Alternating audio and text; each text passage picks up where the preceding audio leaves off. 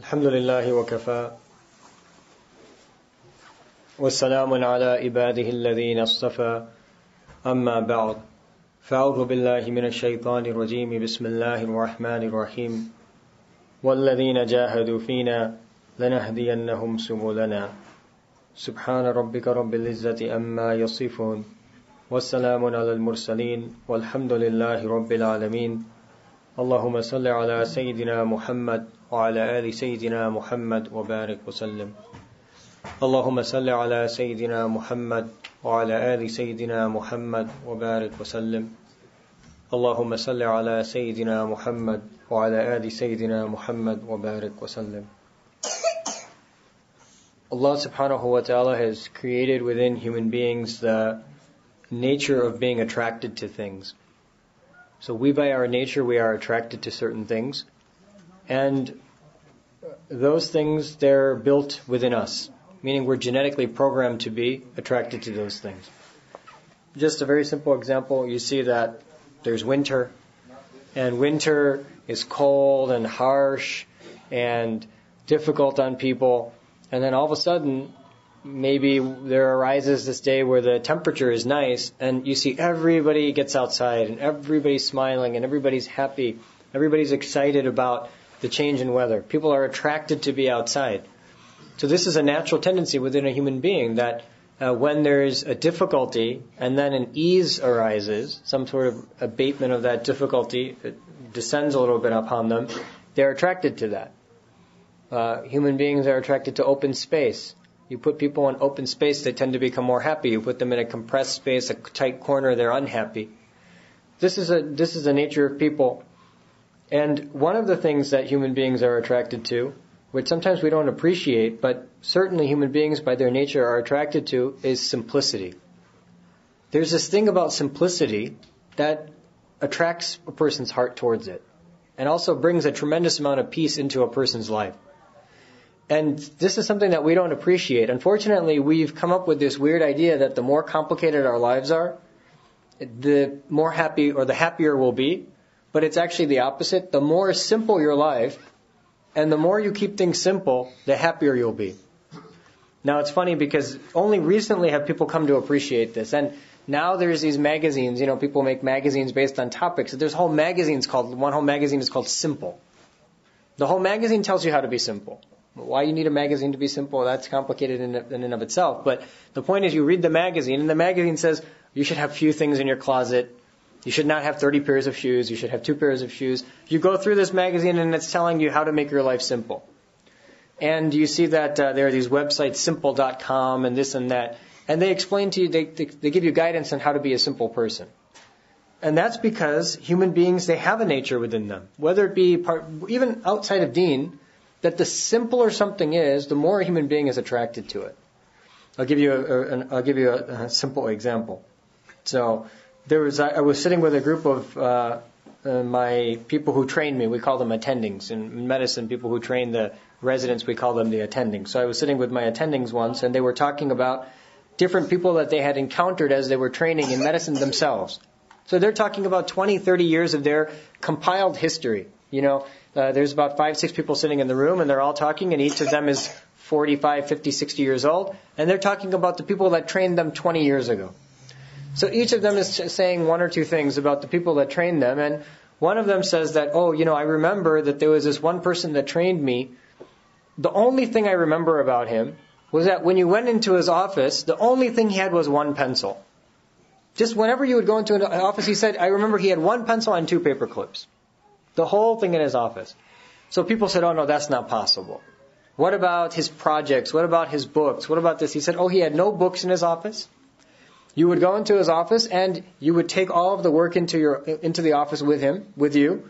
And then you would do the work, and as you were doing the work, you would write up the cases, and when you would leave, if you would leave your pencil on the desk, he would call you back, and he would say, take your pencil, please. Just take everything, nothing should stay in the office. Then the other people started saying, no, that's not possible. What about the projects? What about his scientific research, the papers? And, you go into a professor's office, papers are everywhere. So they said, no, he never even kept a paper in his office. That when there was a time for to read a paper, the student would bring the paper. He would tell the student, wait right there. He would read the paper in front of the student, quickly take whatever he needed from it, and he would give it back to the student and make sure that the student took it back with him. And then he said that, now the attending is speaking, he said that, but I remember one thing, that whenever you sat with him, you felt comfortable in his office. You really felt like staying there. You didn't want to leave. And what that person didn't realize was that this was a consequence of that simplicity. Now you think about it, we're attracted to something. Some places in the world are very peaceful for us. Alright? So I'll give you an example. One place you come and sit in the masjid, right? Now you look around at the masjid. I mean, what is the masjid really? The simpler the masjid is, the more you're going to feel at peace. I mean, you look around, there's very little in this masjid, right? There's just an open space. And the more open the space is, the more comfortable a person feels. Alright, give you another example. You go to Haramain. Alright, when you go to the Haram, you go to see the Kaaba, you go to visit the Kaaba, it's a big open space and everybody's sitting comfortably. Now you're sitting on the ground, there's no couches there that are, you're relaxing in. There's no food that you're eating in the masjid. You're not eating when you're there. You're just relaxing, but it's so simple and so peaceful that your heart is actually attached and attracted to that simplicity.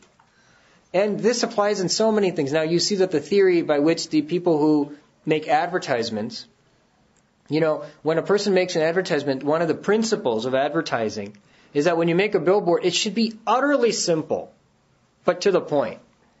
If you want to say something in 3 words, or 1 word, or 2 words. Now, there was that whole famous advertising campaign where people were advertising these shoes, and they said, okay, we're just going to put 3 words, just do it.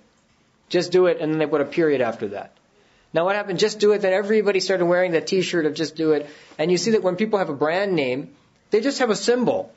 This symbol, then people start wearing the symbol on their shirt as well, or on their shoe, they just put the symbol. They keep it very simple to identify that brand. But again, that's all a notion of simplicity. Now, the greatest example of that simplicity, the foundation of our deen, the sunnah of Rasulullah sallallahu alaihi wasallam, the Prophet ﷺ was exceedingly simple in the way he dealt with life. Exceedingly simple in the way he dealt with life. And no matter how complex the surroundings became, the amazing thing is that he maintained that simplicity. Alright, for example, the Prophet ﷺ had a minimal number of clothes that he wore. And in fact, when people were shown the clothes that he wore, after he passed away, some people would come. Famous in Shama'il Tirmidhi, there are some hadith where people would come and visit and ask, can we see the clothing that Rasulullah ﷺ wore? Can we see the food that he ate? Okay, so on one occasion, someone asked, can we see the clothing that he wore? So it was brought out just a simple piece of cloth which has patches on it, and this was the clothing that he wore. And he had 2 pairs of clothes.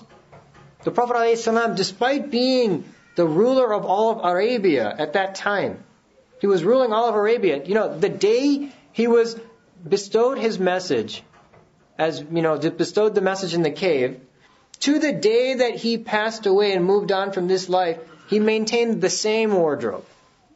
Essentially the same wardrobe. He had a couple pairs of clothes, and he wore those clothes, and he wore them abundantly. He wore them to their full usage. He repaired them when necessary. Sometimes he repaired them with his own hand, and he maintained that all the way through the end of his life. Now yes, you find in a hadith that he wore different things on different occasions. Those were given as gifts, and it was his habit to wear them once and then to give them away as a gift in exchange. So often people would give a gift, he would wear it, and then he would hand it off to the next person. But the Prophet ﷺ was utterly simple in the way he dealt with this world. And this was one of the things that attracted people to him. That when this simplicity about him made people feel very comfortable when they were with him. He was very, very straightforward, very, very straight to the point. Now you look at the speech of Rasulullah ﷺ, how simple, how much more simple can you get? He's saying 2 or 3 words, and 2 or 3 words are being studied by millions of people over thousands of years. 2 or 3 words. إِنَّمَا الْأَعْمَالُ بِالنِّيَّاتِ. How many words is that? Verily, deeds are according to niyyah. Okay? Such a simple set of words, and books and books and books are written explicating those words. الْمَرْءُ مَعَ مَنْ أَحَبْ. 3 words. Right? الدِّينُ النَّسِيحَةِ. 2 words. So simple. Yet, there was power behind that simplicity. It attracted people. His speech was just very straightforward. Now you look at the food of Rasulullah sallallahu alaihi wasallam. You see that the food that he ate, for example, the bread that he ate, was just simple, unground wheat or barley, very, very simplistically made. You wouldn't even be able to swallow it. A group of people came to the family of Rasulullah sallallahu alaihi wasallam and they said, "Can you show us what he used to eat?" They said, "You won't be able to eat it. You won't be able to eat it." It was not the ground kind of flour that we're used to. It was just natural, unground, just very, very simplistic type of food. And yet Rasulullah sallallahu alaihi wasallam was eating it and he was empowering his body to carry the work of a prophet. Now we what happens is we sit at our table and we expect 3-course meal, everything should be fresh and hot, nothing should be, the food should not have sat for more than 5 minutes before we sit down. There's these expectations and we say, why do we have these expectations? I worked hard all day. I've been working hard all day. I woke up early. I've been working hard. You don't know how difficult my life is, how much I have to do at work. You don't know how stressful it is. I need to come home and I need to be able to eat because I need to energize my body. You think about Rasulullah sallallahu alaihi wasallam and the way he interacted with food, and you think about the job that he was doing.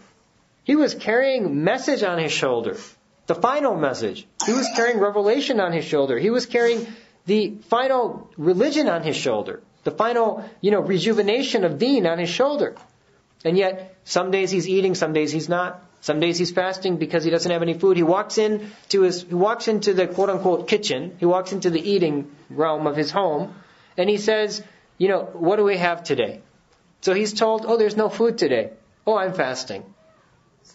I'm fasting. How simple. No complaint, nothing complex. Just, what did Allah provide today? Okay, nothing? I'm fasting. And then something will come later, maybe when I'm done fasting. Very simplistic in the way he interacted with food. Now you look at how many places in the world there are to visit. There are castles of kings that have gone before. Castles of kings that have gone before. People who owned vast amount of wealth. And, you think about Fir'aun and, his home and what it must have been like and the vast amount of wealth that he owned. And you think, which is the one place in the world that we all, shake to go and see?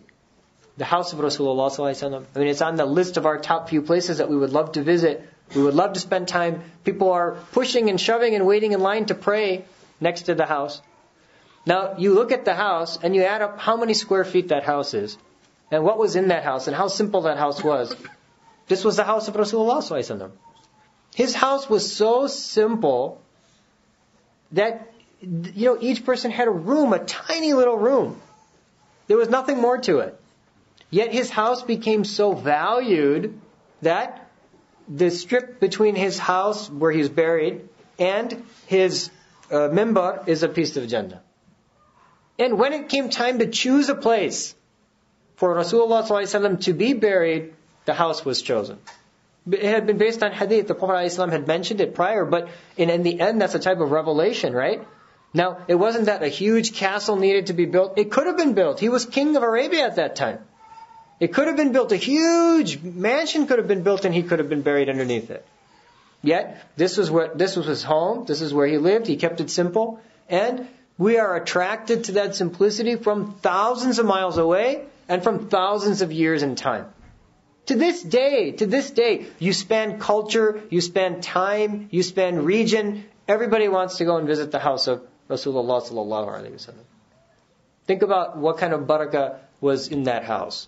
And yet, it was achieved with a very, very simple amount of space. You can see when you go visit the house, everybody can see, it's there.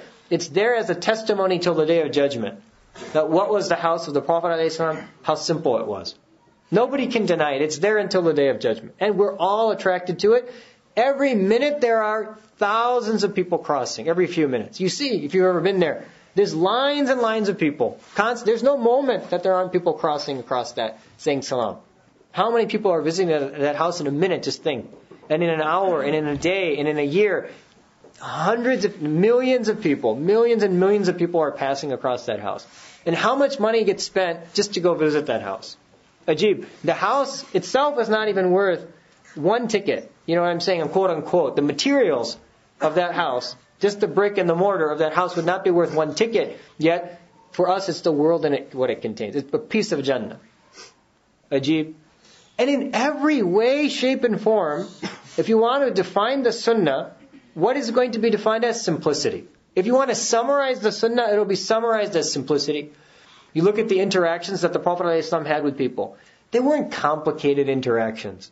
He was very straightforward. He said what he had to say, and people heard what they had to hear. And the interactions were just simple based on love. There weren't these complicated, multiple layers of interaction, and he's acting one way, and they don't know what he's really thinking, and he doesn't know what they're really thinking. Everybody's straightforward. People say what they think, and they think what they say, and he says what he thinks, and he thinks what he says. Very straightforward. Now you see, nowadays you interact with people, it's so artificial.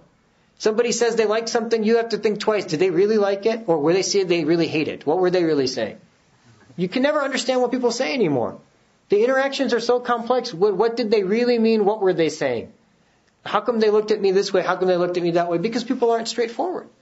People are not straight shooters anymore. This is a characteristic that people appreciate in this day and age. But it doesn't exist.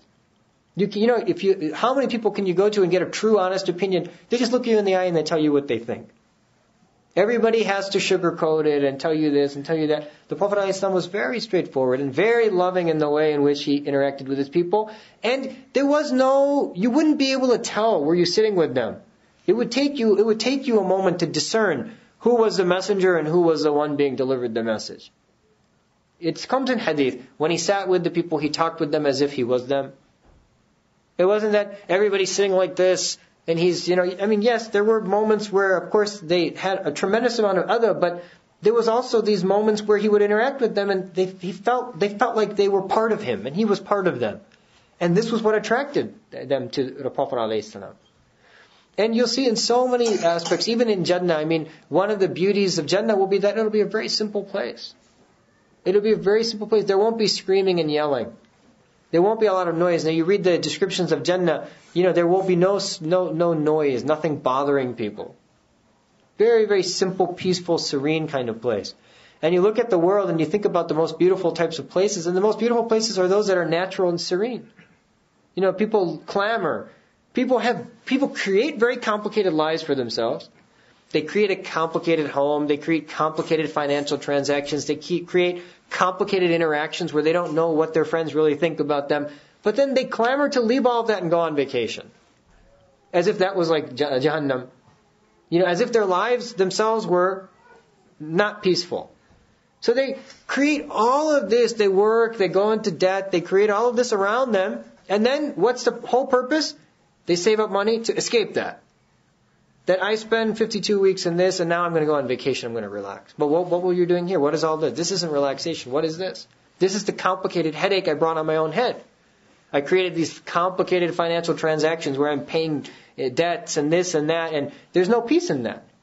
So then they have to fly far away and find a lake, some cottage someplace near a lake. Then they relax where then they get comfortable. So why didn't you just keep your life simple to begin with? Because this is the deception of humanity. Shaitan creates within us the notion that life needs to be complicated, that without these things I won't be happy. So we think, we keep wanting upgrade, and then what happens is we don't realize that we're downgrading our spiritual self. Every upgrade is a downgrade. Then what happens? Then there's this clamor inside the human being to have simplicity again. So then they leave it all and they go on vacation. It doesn't make any sense. It doesn't make any sense. The nature of a human being is to be simple. And the more we complicate life, the more unhappy you will be. Ajib, the highest rate of prescription of antidepressants is to the people who have the most. The highest rate of prescription of antidepressants is in the societies and the groups of people that have the most. Now you ask them, you ask a simple question, why is it that this person has the most available to them and they have to pay people to put them to sleep? They have so much, they have everything that a person could have wanted, yet they have to hire a doctor to provide them with anesthesia every night so they can sleep. What is that? That's because there's no peace. Because there's no peace in complexity. The more you think things, the more complex life becomes, the less peace there is in life. So the human being actually needs to keep things simple. That's the sunnah. Then you'll see embedded within the sunnah, every aspect of the sunnah will be simple. You see the financial transactions of Rasulullah ﷺ, very simple. Whatever he had, he spent. Whatever he had, he spent. Now, if he had a lot, he spent it. If he didn't have a lot, he didn't spend it. But this is what I have, this is what I spend. There was no notion of taking on all of this debt in order to try to have more than what I really have. For what purpose? The Prophet ﷺ is very simple. You look at the schedule of Rasulullah ﷺ, very simple. You look at today's people's lives, they have two machines to tell them what they're supposed to do. One to have the schedule, the other one to ring when it's time to do something. Everything is so complex. You look at people's schedule, black and green and purple and gray. And everything is outlined that I have to be here, then I have to be here, then I have to be here, then I have to be here. There's no peace in that. There's no time to do anything appropriately. The Prophet ﷺ, when he gave his salam to somebody, he shook their hand and he looked them in the face. Nobody has time for that anymore. We give salam like this, walaikum salam, and you're heading out the other way. Right? There's no time.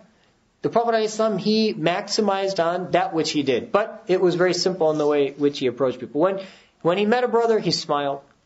Very simple. But he had the time to smile. He took the time out, and he took the energy out to give a smile and to shake hands and to greet the person face to face. When the Prophet ﷺ spoke to people, and people were speaking, he never cut them off. He let them say everything they have to say. And when they were done, he would say, do you have anything more? Then and only then he would begin to speak. Nowadays, somebody comes and speaks to you. You say, if they take more than 3 minutes, you say, brother, summarize it. Can you give me the summary? What's the end point? Or somebody starts talking to you and you're in a rush. You say, okay, so what happened in the end? What happened in the end? Right away you want to get to the end. You don't have time. Let alone saying, do you have anything more to say? How many times have you met somebody who listens to you completely and then says, do you have anything more to say before they speak? I've seen that with my own eyes. Very rare. Very rare. But this was the sunnah. Prophet ﷺ, a woman once came to Rasulullah ﷺ and she said, Ya Rasulullah, I have something I would like to discuss with you. Where can we meet? He said, any place in Medina. Where do you want to meet? When do you want to meet? You tell me. As if, the schedule is open. I have a simple schedule. It's open.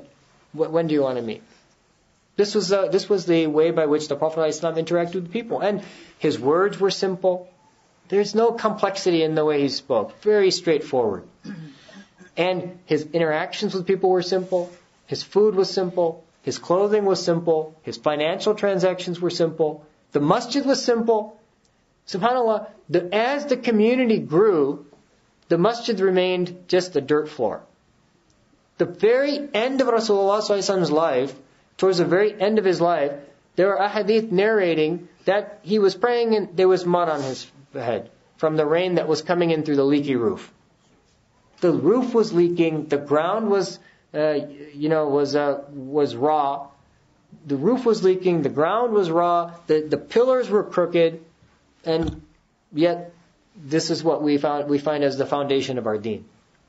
No other person would accept such a masjid in this day and age. If you had a masjid where there wasn't carpeting, you wouldn't come. You would say that my head hurts when I do sujood there. My knees hurt when I bow down. And yet this is the foundations upon which we built our deen. So we have to pursue, if you want to attain, why is this, let's take a step back. Why is this simplicity so important?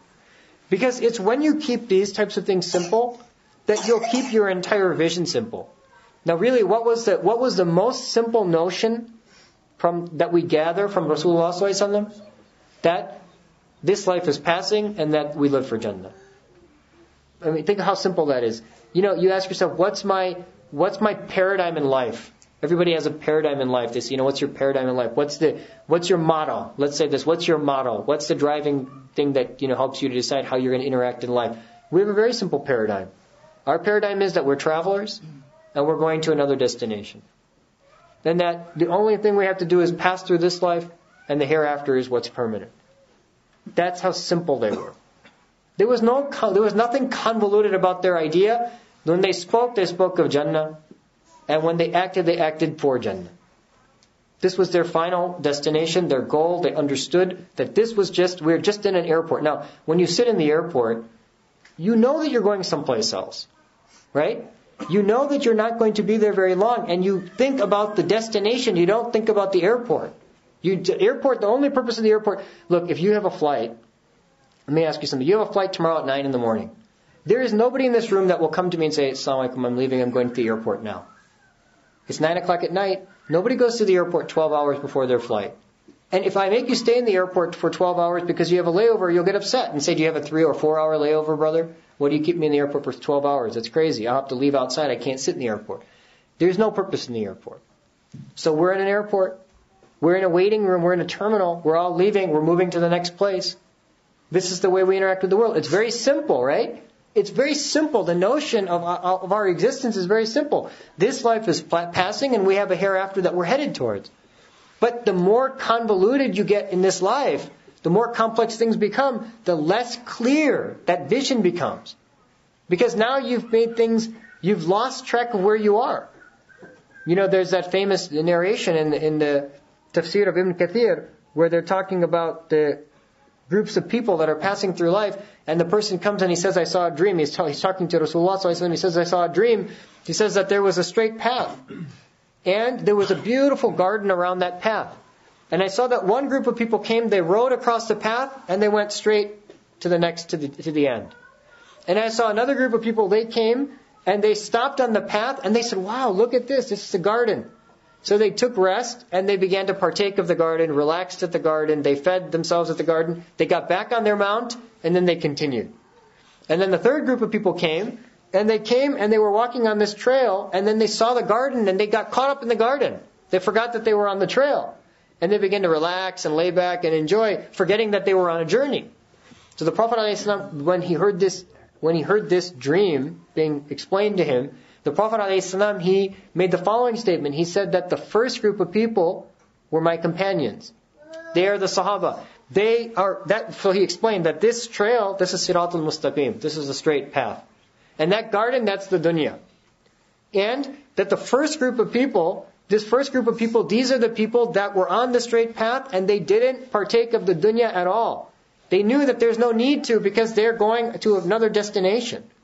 So that was his companions, the people who followed the deen the way it was revealed and supposed to be followed. And then there came another group of people that stopped, relaxed, and then went back down the trail, and that's the subsequent generation. They partake of the world a little bit, but they recognize that this world is passing, and then they remember who they are. And then the third group of people, they get caught up in the dunya.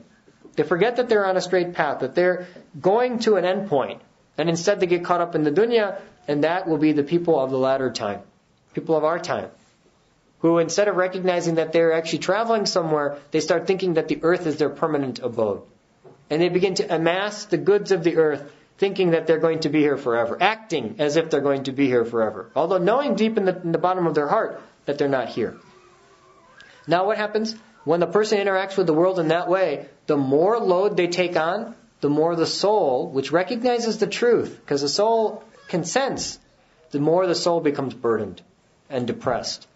You load it with debt, you load it with complicated lifestyle, you load it with the goods of this life, the soul will not be pleased. Because the soul is sensing what's coming. The soul knows that there's a Jannah and Jahannam, it's already seen it, that's where we were. We were there before we came here. When Allah created us, He put us on a big plane, and He asked, Alastu bi Rabbikum, am I not your Lord? We were there in the presence of that world. We were in another world. And then that soul recognizes that. It has a natural tendency to detect those things. When you create a simple space, the soul becomes happy because it remembers that place that it was once at.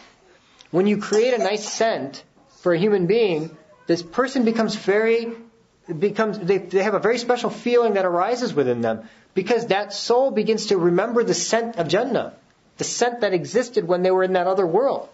That's why, and when there's a horrid stench, that stench also turns the soul away. Because the soul is recognizing it sees a whole other realm. And the ajib thing is, the more you load the body with garbage, the more the soul actually becomes depressed. So you could give the body every luxury in this life, but it won't bring peace. It will never bring peace. And the proof is in the pudding. You look at the complicated lives of the people who have everything, and you ask them, are you happy? They're never happy. They're never happy. They always want the next thing. How many people do you know who are very, very wealthy and they say that, I'm at so much at peace with myself. Wow, this is what I was really looking for. They're upset about relationships in their life. They're upset about some other complexity. They're upset. They're worried about their finances. They're worried about, the person who has a lot of wealth is worried about who's going to steal it. Right? The person who has a lot of wealth is worried about if he's going to lose it. What if I invest it here and it gets lost? They're worried about their insurance. They're worried about what happens if somebody takes my car, etc. There's complexity involved in that, and it burdens the soul. Now, again, that doesn't mean that we don't partake of the dunya. Allah created the dunya as a mechanism for us to be able to plant seeds for the hereafter. But what we should recognize is that we're not seeking anything beyond peace. And the peace comes through deen. In fact, Islam, aslama yuslimu islaman, what's the meaning of it? It means peace. So, no, it doesn't mean peace. Salama means peace. And it's probably the most mistranslated word. Islam doesn't mean peace. Islam means to cause peace. Salama means peace. Aslama yuslimu, that's a reflexive. It's the verb form 4, they call it. It means to cause something. Aslama yuslimu islaman means to cause peace. Why does a person cause peace? Because they accept Islam. When they accept Islam, they cause peace within them. And when they accept Islam, they cause peace in the society around them. Because it creates balance between people. But basically, what is Islam? Islam is simplicity. Simplify the life of this world and aim to earn reward in the hereafter. And if you take on any burden, take it on for the sake of the hereafter, not for the sake of this world. So when you struggle and toil and go to make your wealth, then use it as a mechanism to earn the hereafter. When you struggle and toil and you're going to work in the relationships of this life, use those relationships as a mechanism in order to take advantage of guiding people towards Allah. When Yusuf alayhi salam was in prison, and there were people that were there with him and he wanted to give them advice about deen, they came and they asked some questions and he was providing them advice. They said to him, there was a meal that was supposed to come and it was to come very shortly. He gave, in that short period of time before the meal came, he didn't waste. He took advantage and started telling them about deen. Every moment was used appropriately, even in a jail. Even in a jail, because relationships were for the sake of guiding others towards deen. And you can see that when you meet people who are very simple and straightforward, you say that there's something special about this person. My heart is naturally attracted. Because the soul recognizes these things. You can't hide these things from the soul. It's very natural. And people are subscribing, millions of people receive in their mail every month, Simple magazine. It's ajib. They're creating complex lives, but then they're being told to be simple about it. Because again, simplicity is a natural form of peace for the soul. So we should keep our lives simple. People make decisions, they make very complicated decisions. They know they need to be in the masjid, but then they move half an hour away. Now they're trying to get to the masjid, and they can't get to the masjid, so there's a lot of tension in their life. Right? So now they say, now what am I supposed to do? But why did you create the headache of moving half an hour away to begin with? Now you have tension. Move 3 minutes away from the masjid. You'll be able to come to the masjid, pray, and leave. Very simple. The sunnah, if you want to know how to live your life, the sunnah is the way. And what's the summary of the sunnah? Simplicity. Simplicity in the way in which you see this life and the hereafter. Simplicity in the way in which you spend your wealth. Simplicity in the interactions that you have with others. Simplicity in the way by which you partake of the natural resources that Allah left behind for you. Ajib, even in the case of wudu, the Prophet ﷺ encouraged simplicity. There was a person making wudu by a river, and the Prophet ﷺ said, don't waste. The person turns and says, Ya Rasulullah, how can there be waste? The river's flowing anyway. There is no waste. It's not like a faucet being turned on. The river is already flowing. There is no waste. No matter how much water you take and use, it's all going to go anyway. The Prophet ﷺ explained that even in that case there's waste. Meaning, don't leave the paradigm of simplicity. Use what you need. Don't think that you don't take anything beyond what you need, even from the earth. Be very simple in the way in which you interact. Even for ibadah. Now, why was the person making wudu? For ibadah. To pray, in the end. To read the Quran, to pray, etc. And the Prophet ﷺ even encouraged simplicity in that circumstance. So we should seek simplicity. We should keep things simple. We should not be so complicated. Everybody has such complicated lives. The cell phone and all these other things, they've created such complexity that it's just a headache. If you took people's cell phone away from them and just took it away for 3 days, they would be so peaceful, but they don't realize it. This thing is ringing constantly. People are texting constantly. It's just constant interaction, constant noise. There's no time to think. There's no time to ask, who am I? There's no time to ask, where am I going? There's no time to reflect on what this life is and what the hereafter is, because there's constant noise. If you don't get a text, you send a text.